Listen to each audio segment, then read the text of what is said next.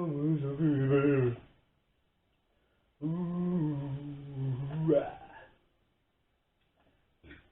on that borderline. Yeah. Hey.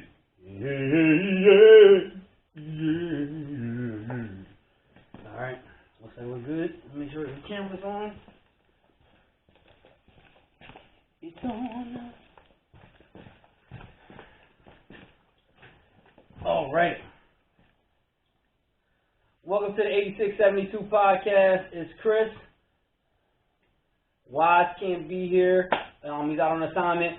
We didn't want to leave y'all 2 weeks and hanging, but leave y'all hanging for 2 weeks. But Wise should be back next week. My brother, my blood. We'll see you next week.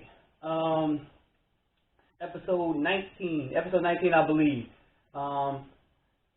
Wanted to kick things off today being June 2nd. Being 100 years removed from what we know as the Tulsa Massacre, where the largest independently ran black community in U.S. history was massacred in the manner or in the midst of what was a race riot. And in 1921, there was a situation where a young black teenager was in an elevator with a young white woman. While in the elevator, the young white woman screamed. Nobody knew what happened with the situation. There was a warrant out for the young black teenager's arrest. He was actually arrested the following morning.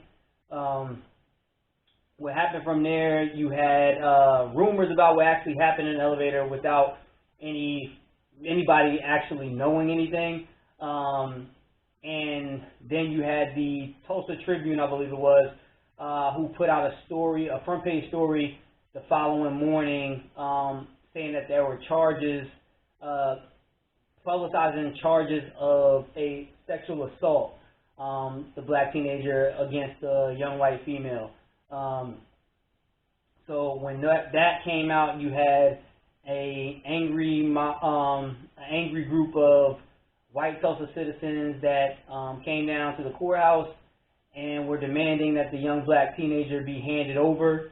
The sheriff at that time didn't release the young black teenager to the mob, but 1921, what time frame we're talking about. We're talking segregation, we're talking hate crimes, we're talking the re-emergence of the Ku Klux Klan. So there were rumors that he was going to be hanged, or the belief in the black community was he was going to be hanged, because in that time you weren't, as a young black man being charged sexual assault against a young white woman, the odds aren't in your favor. So you had a group of black citizens that went down to the courthouse, and the sheriff did what I'll say, to give him credit, he did guard the black teenager with his men, so that no harm could come to him. The members of the black community then went down to the courthouse as a means of offering protection for the black teenager as well, because, like I said, in that time, the odds were not in your favor, and chances are he was going to be hanged. So they went down and to offer some support and protection for him, just looking out for his well-being, knowing what was possibly to come. With that, you had the white citizens in the town in an uproar, right? So what happened is you got white citizens in an uproar, black citizens also in a kind of protective state, because we know where this is going, and we don't want this young man to fall victim to this situation. So you have two sides that meet in the courthouse, at the courthouse. Shots rang out, chaos kind of goes from there. The black citizens retreat to Greenwood. I think that's the proper name of the town. Greenwood. With them retreating to Greenwood, they were outnumbered. The white citizens followed them to Greenwood, and what ensued was a massacre, right? So it's called the Tulsa Massacre for a reason. Upwards of 37 blocks were burned and looted.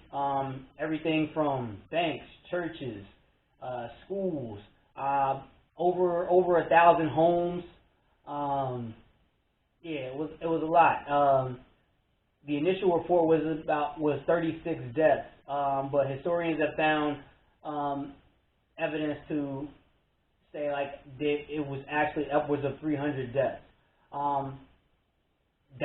If that's not enough, what happens after it was pretty much like a media cover-up, right? So the Tulsa Tribune even went back and removed the front page headline that was put up that kind of sparked everything, where like the young man was accused of sexual assault. And I might add, the charges were later dropped because there was no evidence to that. But yeah, so that's what the shirt is for, Tulsa, in remembrance of those lost in the Tulsa Massacre. That's why I'm here, like Wise has said a few times, Black Wall Street. That's actually what he's talking about. So if you're unaware of that, I recommend you do your research and look that up, because as coming up in school, that's something that we weren't even taught in school.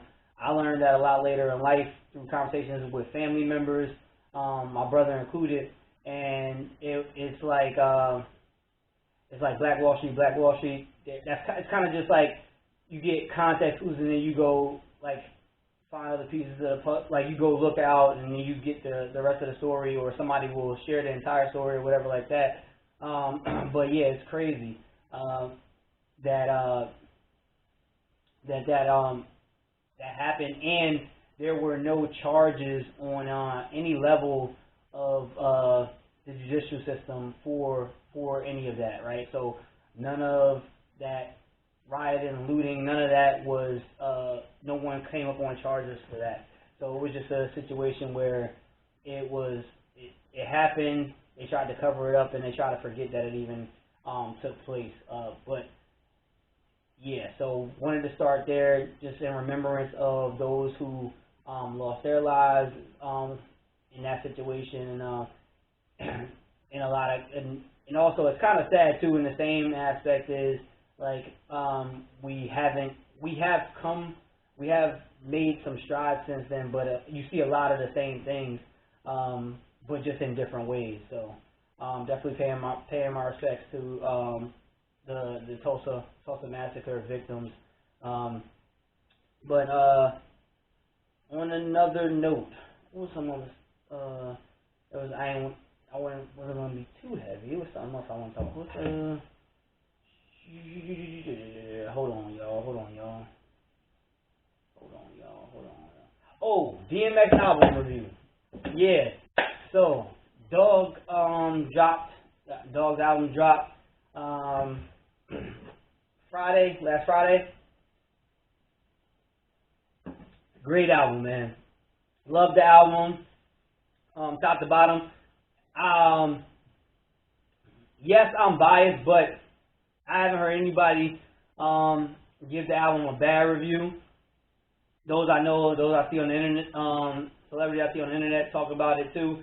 I think it was a real dope album. I was telling my boy the other day, I was like, yo, I just wish, it's such a good project and such a good album.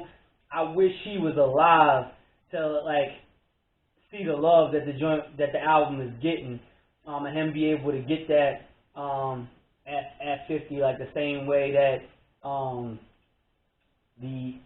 we give Jay his flowers for his recent projects and things like that. Because I think it was an interview with Swiss, and he was talking about like X always had like that chip, and he felt like he wasn't getting the respect that he deserved or earned. He wasn't feeling that way until he had the verses this past year. But so it would have been cool to see him like get that kind of victory lap, you know what I mean, treatment for this album. I think the album is dope, real dope. My favorite song on that joint probably is because I'm a sucker for like the optimist songs. I'm like an eternal optimist in some aspects. So that no, I keep saying Renegade. Skyscraper. That's my joint, and I'm a sucker for a nice bass line too. Like the bass line on that song. I wish I knew how to play bass guitar. That joint, a nice bass guitar, nice bass line, get you. Like that joint goes hard. Letter to My Son is fire too. Bath Salts is dope. I think people missed that because I saw a bunch of people like commenting on the thing Jay said about Kim for either reason. Not saying that it was on some like him speaking. Well, they took it as it was they took it as like a diss towards her. It sounded like a diss towards her. I don't know if they took it as that. But that's also Swiss also said that those are old verses too. So that's a song that they had in the stash for a minute, and X wanted it to be on this project. He wanted it to be released on something that mattered, or Swiss said he wanted it to be on something that mattered. So those are old verses. Bath Salts is dope. I like That's My Dog, like the intro to the album, give you that 90s Rough Riders feel. X and the Locks, like, killed it. What's this other joint name? I'm about to look it up right now. Hold on.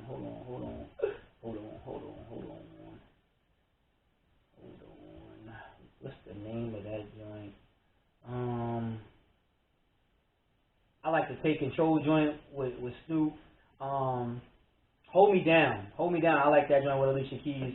I like the whole album, man. Even the Dogs Out joint with Lil Wayne. My least favorite song, and I still like this song, my least favorite song on the album is Money, Money, Money with Moneybagg Yo. And I like Moneybagg Yo, but I don't like Moneybagg Yo with X. And I think I kind of got a jaded view of the song because I heard the interview where Swiss said that was the track that Pop Smoke was supposed to be on with X. And I like that combo better than Moneybagg Yo and X. So I was like, I kind of went into it like thinking like, damn, this should be Pop Smoke, and it was Moneybagg Yo. So I probably didn't give Moneybagg Yo a fair shake on the song, but I like the song, but it's just my least favorite out of the entire project. But like I listen to the joint straight through, all the time. But like, yeah. Cause I feel like what X was talking about in that song, Moneybagg's verse ain't really speak to that. But yeah, it is what it is. Great project, X. Who he got on this project is getting that love too. Just sad he couldn't be here to see it. What's next? What we wanted to get to? Oh, we got Mayweather versus Logan Paul this Sunday. I think Mayweather gonna win. He better win. Goodness gracious! And then we got Tyron Woodley supposed to be fighting Jake Paul in August. He gotta win that. I think that's one that's gonna be. I have more worry, but I still think Tyron Woodley's gonna win. But I don't have any worry about Mayweather. But Tyron Woodley's gotta win that fight. But it's crazy that these dudes is making more money fighting like Jake Paul, and I'm not talking about Mayweather. I'm talking about Tyron Woodley. He's making more money fighting Jake Paul than he ever made fighting in the UFC.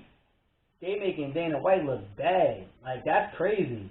Like, and if you, like, and I take it back to the voice division, people be like, yo, Floyd must need the money.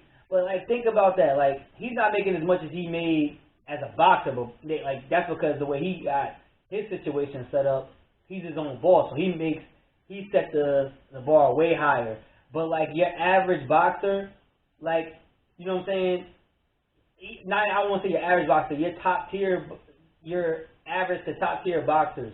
Like, some of them dudes won't make what Mayweather's making to fight the other brother, Logan Paul.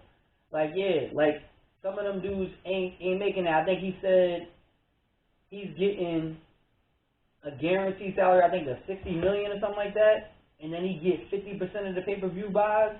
That's crazy. Hold on, what's this joint? What's this number? I'll tell y'all in a second. Hold on.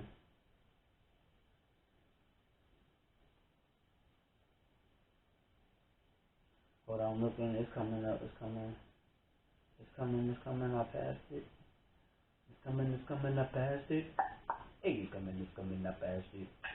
It's coming. I got. I passed it. I passed it to him. What the heck, man?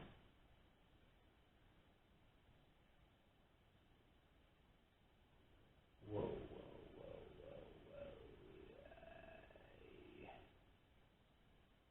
This is not showing me what it showed me earlier. Maybe I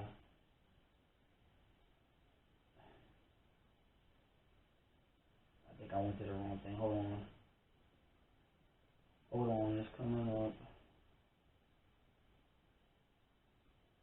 Yeah. Okay. No, I gassed it. So it says Sporting Free reported that he was guaranteed $10 million in base salary and 50% pay-per-view shares. Right. So if the pay-per-view, if they do $1 million and the pay-per-view is 60, I'd say on average $60. Like, what's that? 60 million? Yeah, 60 million. And he get 50% of that. So that's $40 million for the best boxer of all time to fight a dude that's been boxing for less than 5 years, if that. Like, maybe like 2-3 years. I don't even know, but it still ain't as long as Floyd's been fighting. He's the best boxer of all time. Like in my opinion, the best boxer of all time. But and he can make $40 million for doing that, and it's less rounds too. Less rounds. That's crazy. Like, I feel like even if that's like, you gotta take that. I don't think you could ever be in a, like, people who make a lot of money. They make a lot of money, and I don't think they will you can look at that and be like, nah. Like, why? Why not? It's less dangerous. I mean, technically Logan Paul got a puncher's chance, but his percentage of landing that punch is way lower than some of these dudes. Is way lower than Shane Mosley. And Floyd fought him is way lower than Pacquiao. You know what I mean? Like, Timothy Bradley, Marcus Maidana, all of these people, like, nah. Now, what I will say is Logan Paul is bigger, but he probably is way slower than the dudes that Floyd fought in his career. So, and he called it a legalized bank robbery. I agree. This is crazy. But what would be really, really crazy is if there's a small chance Logan Paul wins that fight. Oh my gosh, I would hate to see it, but it would be crazy. That would be crazy. That would turn the sports world upside down. But no, I don't think it's gonna happen though. Yo, you know what I'm gonna do? Cause I need to get in this. I need to hear this song. I'm about to play this song. I need to vibe out to this song real quick, and we'll get back into it. We're gonna get a little interlude. Hold on, a little interlude. Let me slip into something a little more comfortable. A little more comfortable.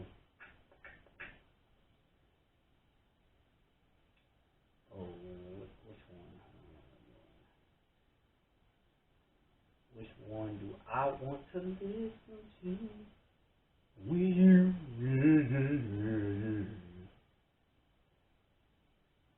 I'm gonna give him that brandy vibe.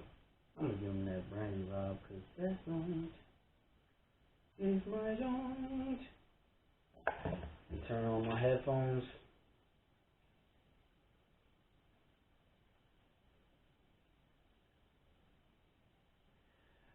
Ladies and gentlemen, at this time, we will be having a brief interlude from the podcast. Please look to your left and your right. You will notice the ushers coming up and down the aisles. Flag one down, they do have refreshments, drinks,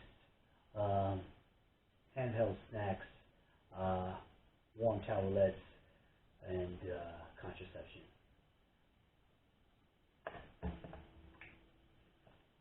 Oh yeah, oh yeah, oh yeah, oh yeah, oh yeah, oh yeah.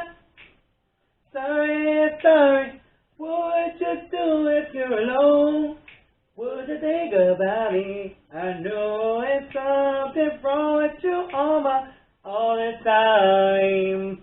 It is what it is, feeling crazy. Wanna be with me deep down, deep down. You can hear it, you can have it, baby. I'll give you this heart of mine. Ooh, I'm on that borderline, yeah. Ooh, don't wanna be kids all the time. Never ever cheat, never lie to me. I'm the most jealous girl in the whole wide world.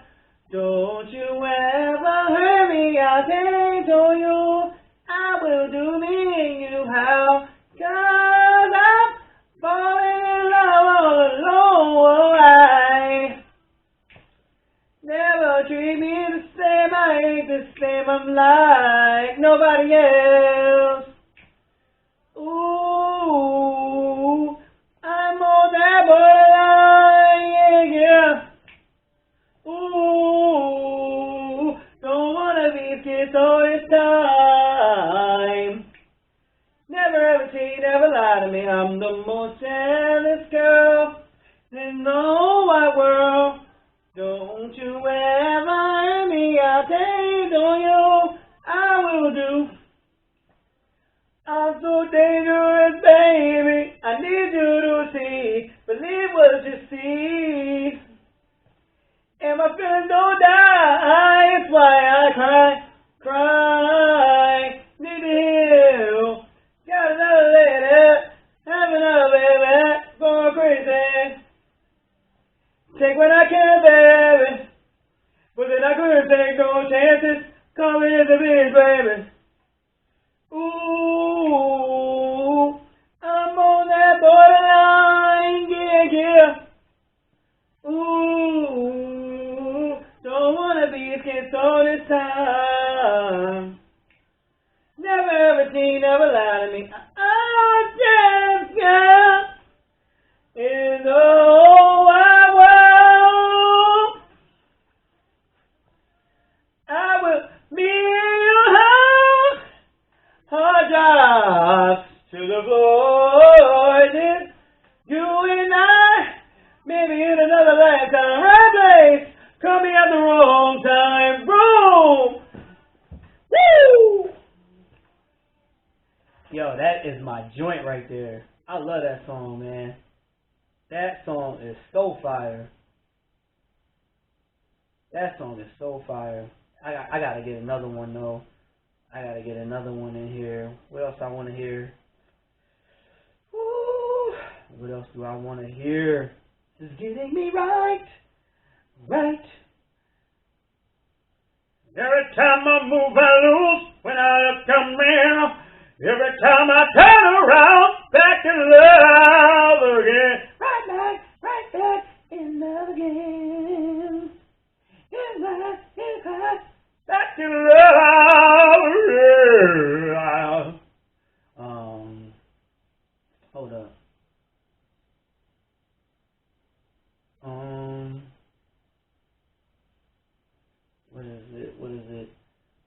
get one joint.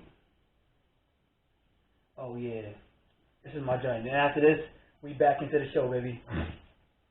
Vibe with me. I know y'all can't hear it, but just throw your hands in the sky and wave them from side to side. And if you're ready to party with 86, 72, say Simula. Ooh. Ooh. Hey, we're going to take them back with this, like, Marvin, he was a friend of mine. Hey, and what he would do? And he would sing the song. Hey, his heart where? His heart in every line. Marvin, hey, let that, hey, sing of the joy and pain. Hey, I told y'all about that bass line. Up her mind. And I still could hear him say, what'd he say? What'd he say? Talk to me.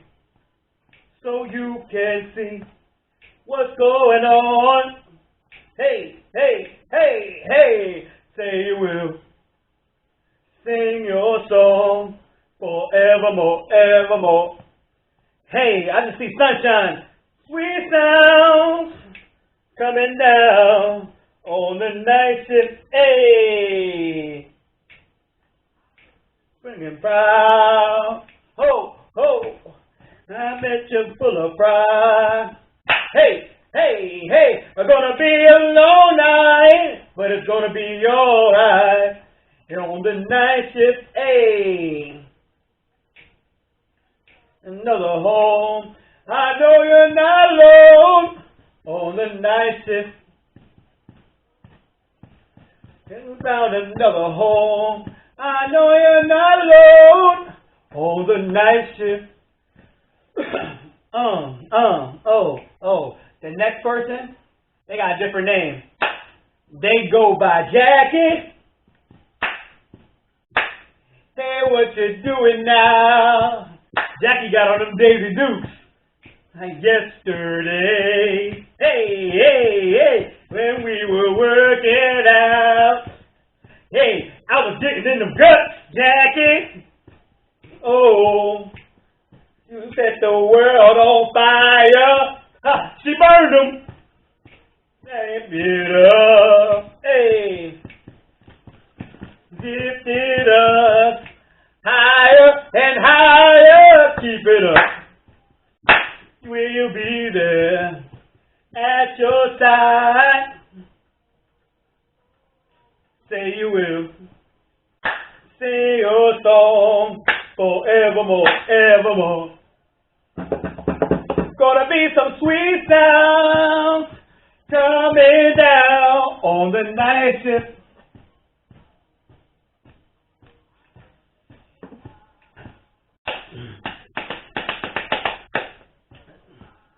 Hey, 1, 2, 3, go! All night, gonna be alright on the night shift. Hey, I'm at the drums right now. Another home. I know you're not alone on the night shift. Gonna be some sweet stuff, sweet sound. Oh, on the night shift. I know this thing about. Gonna be a long night, but it's gonna be alright on the night shift. No, I know you're not alone on the night shift. Please. Oh my goodness gracious, y'all. Woo! That felt good. That felt good. That felt amazing. Sometimes you just need to do that. I think everybody should listen to music really loud in their ears and just vibe out. Sometimes you just need to have a concert with yourself. It feels great. It feels awesome. Whew, man. That got the juices flowing, man. Wow.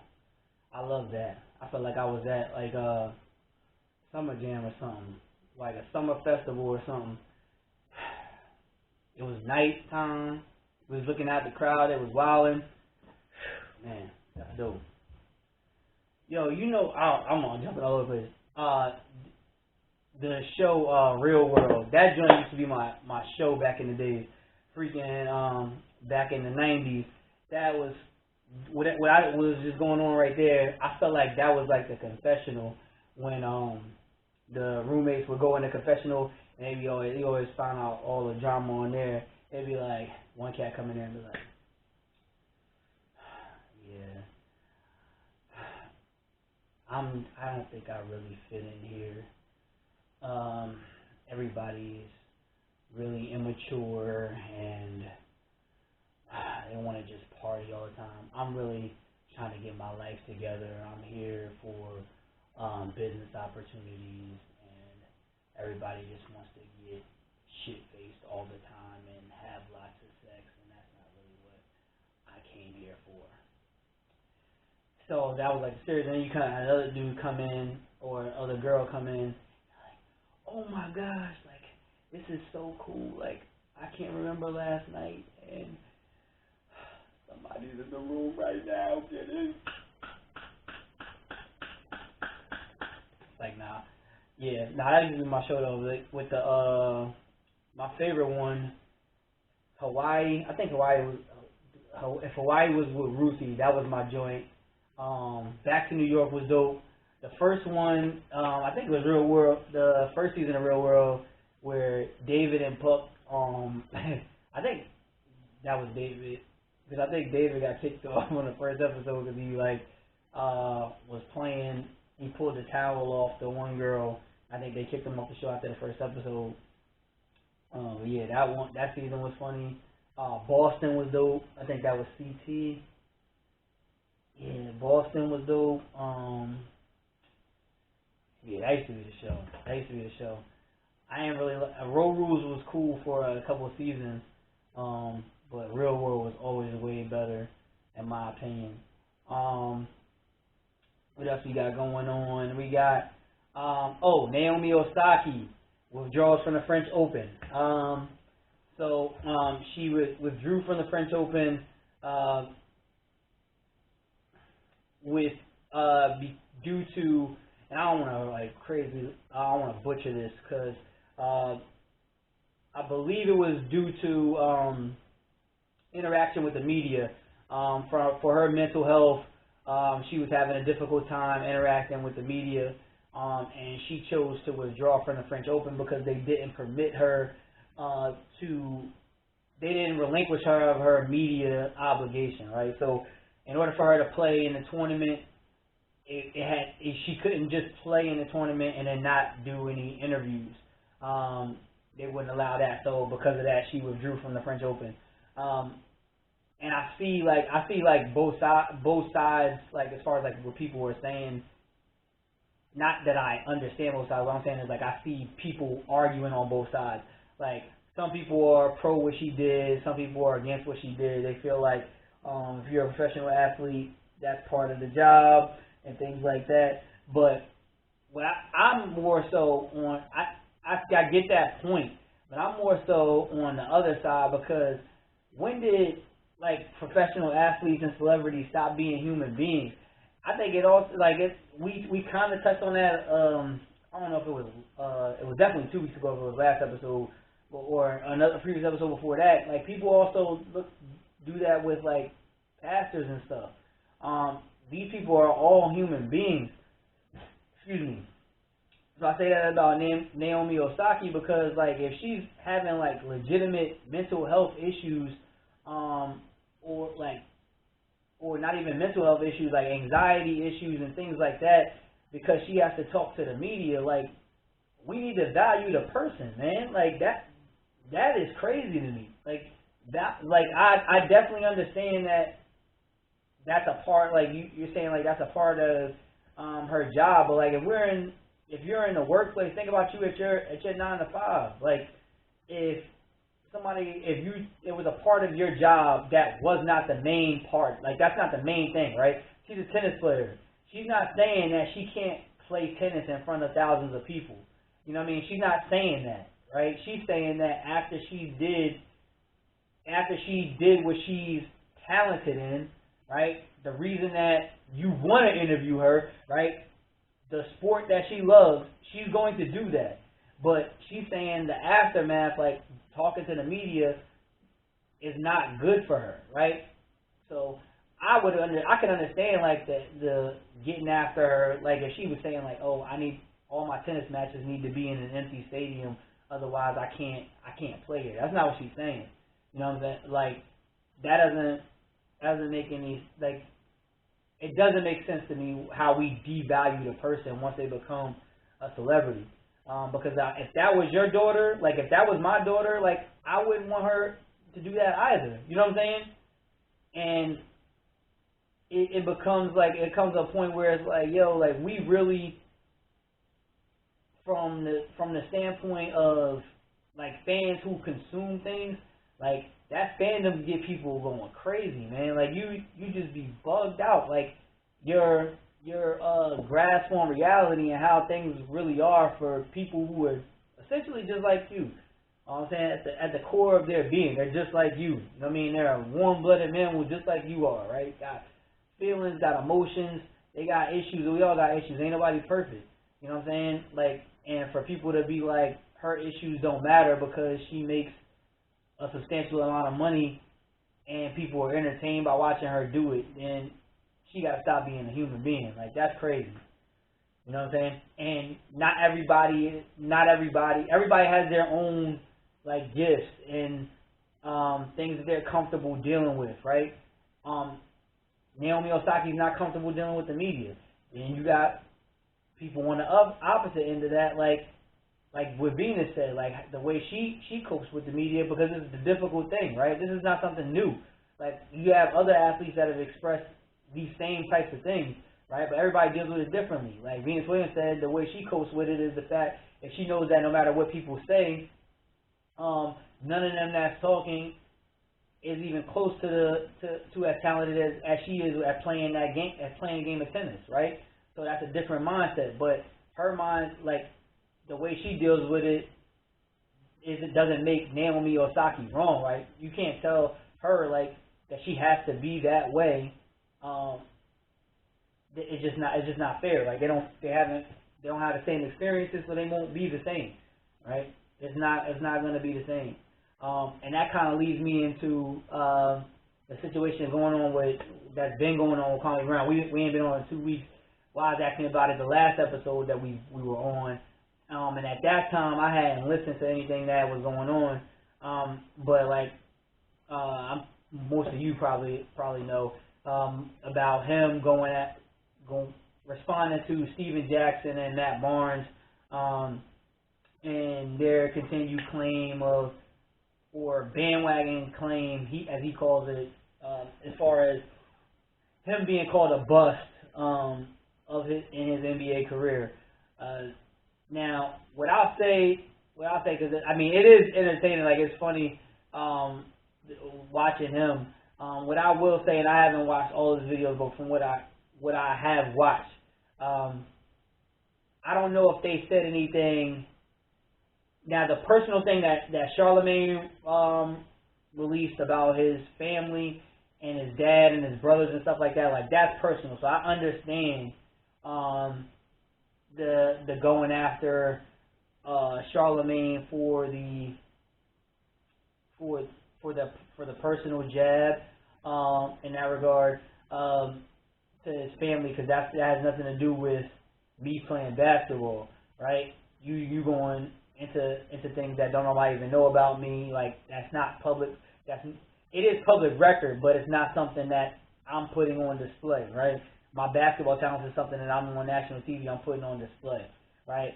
What I will say is, now Steven Jackson and Matt Barnes, they aren't analysts, right? So it's not their job to critique. But what I will say from the standpoint of like your ESPN, your guys who are sports analysts, I think it is fair for them to critique the skill level of people playing sports, right? Because that's what their job, that's what they're paid to do.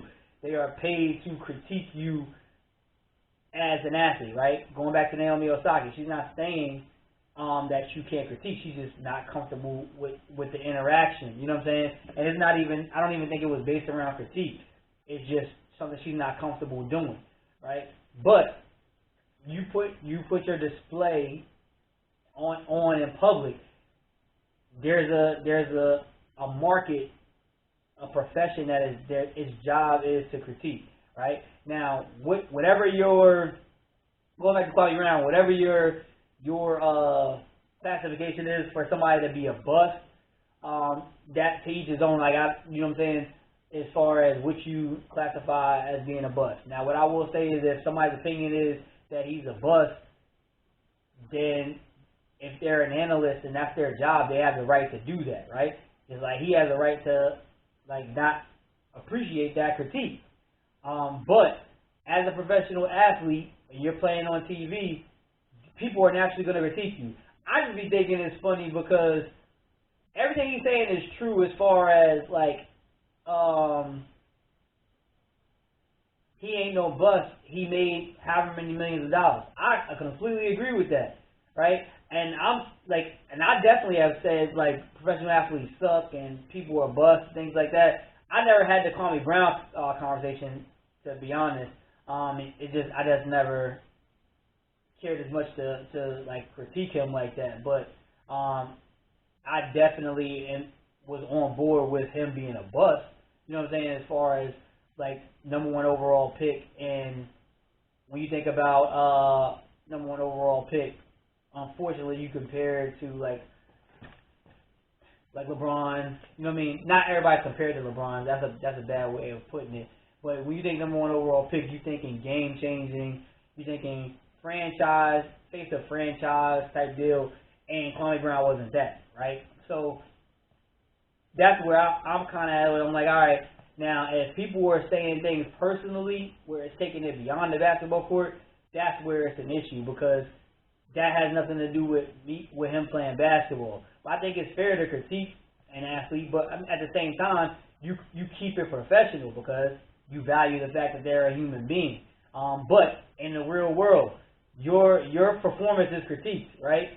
You get annual reviews, right? At work, your performance is reviewed, and that determines whether you're going to get a raise or if you keep your job at all, right? So any profession in the world, you're going to get you get a critique on your performance. It just so happens that Kwame Brown's profession is in the public eye, and his critics critique in the public eye also. That's a profession. I think that's fair. I don't think you can, it deserves the, you're tearing the black man down because you're critiquing what he's doing on the athletic field of his profession, right? Or whether it be on the court or on the field. I don't think that's tearing the black man down.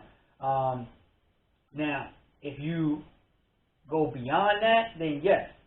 I don't think anybody said, and at least I didn't hear, and I don't view it this way, say he was a failure in life, right? Because what he said was he made this many millions of dollars and he put his mom in a house on a golf course. That's dope as hell. You know what I'm saying?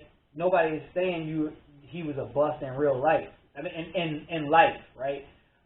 They're saying he was a bust on the court. And I'll take it too. I wish Wise could be here today because I wanted to talk to him about, he's a Raiders fan, right? So Jamarcus Russell is widely considered a bust, right? He was the number 1 overall pick. They picked as a quarterback, right? In my opinion, it would be like him saying, if and this is me based in what people have said about Kwame Brown, other than Charlemagne, keeping it strictly basketball. That would be like Jamarcus Russell saying, yo, y'all are tearing the black man down because y'all said that I'm the biggest bust in NFL history. You know what I mean? I think it's fair for them to critique his performance. You know what I'm saying? your profession is on the national stage. So I don't think it's out of the realm or uncalled for somebody to critique you. Like, they're not saying that you're a failure in life. Like, there's less than 1% of people who make it to play professional sports. So, like, you definitely winning in life. And when people, like, as fans, because I know everybody that's a fan has said somebody sucks. The person that you're saying sucks, you wouldn't be able to beat them in the sport that you're saying that they suck in. More than likely, right? Your average fan sitting on the couch watching, myself included, like, I can't compete with these dudes, right? But in the heat of your fandom, you like, man, this dude sucks. Like, get him out of there. You know what I'm saying? You passionate about the game. Like, you're not talking about them, tearing them down in real life. Like, they're winning. You know what I'm saying? They're winning. They're getting to live out their dreams. You know what I'm saying? So, that was kind of my take on the Kwame Brown joint. And then he said something in a video that I thought was dope that I wanted to I'll bring up again while next week when he's here. He talked about being like, we had a conversation on a previous episode about having conversations with people from different like viewpoints, right? So as far as like how you grow, and Kwame actually said that same thing. I was like, that was pretty dope to hear, like, that somebody else like was thinking along the same lines, because he was like, yo, sometimes you'll hear a message from somebody that you don't like, and what people will do is they'll be closed off to what was said because they don't like that person. And he was like, we need to get back to having like dialogue and healthy debates, because that's how you grow. And I agree with that. I thought that was a dope point that he brought up in the video. And then he was saying, he was like, we don't have many intelligent conversations, right? Because from how do you build your intellect? You really build your intellect from having conversations with people who don't think like you, right? Because that expands your mind. Like, if you're talking to somebody who thinks the exact same way as you do, you just talking to yourself. Like, there's no growth that's going to happen there. You're just staying the same, right? So I thought that was cool to hear. Oh, and these basketball players and these fans, yo. These fans are bugging out. Like, you had who was that? Russell Westbrook, the fan, I think it was either a bottle or a cup or food, one of them, and it was Kyrie too. Like, these fans gotta have like more consequences than like, all right, you getting arrested and taken out the arena, because I feel like they don't be really fearing that consequence. Some of these dudes need to be like locked in a room with these players, man. That stuff be crazy. Like, you like, it's kind of like the internet. Like, people do stuff that you wouldn't do face to face with these people, or say stuff that you wouldn't say face to face with these people. Like, some of the stuff that they be yelling at these people, it definitely makes like, as far as from an entertainment standpoint, like the hostility of the crowd, like when they be yelling things to the opposing team, it builds that environment. But when it reaches that level of like you trying to cause like physical harm to me, like, that's crazy. And they doing it because they don't really fear the consequences. They don't think there's gonna be like they know the athlete can't really do anything, right? Because the athlete responds or reacts to that, touches that person, they gonna sue him and probably get some bread from that situation. It's crazy. But yeah, that.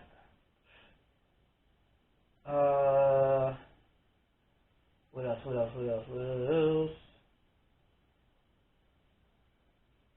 A couple of joints on here. Save for wise. But was that it?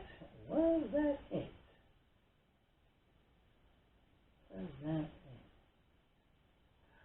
Yeah, that might be it for the night. About to go upstairs and lay my ass down. Right. See if I could accidentally slide into something. I be, what's the name? I be trying to be slick as heck. You like be in the bed with your wife or your girlfriend. You know, like they sleep.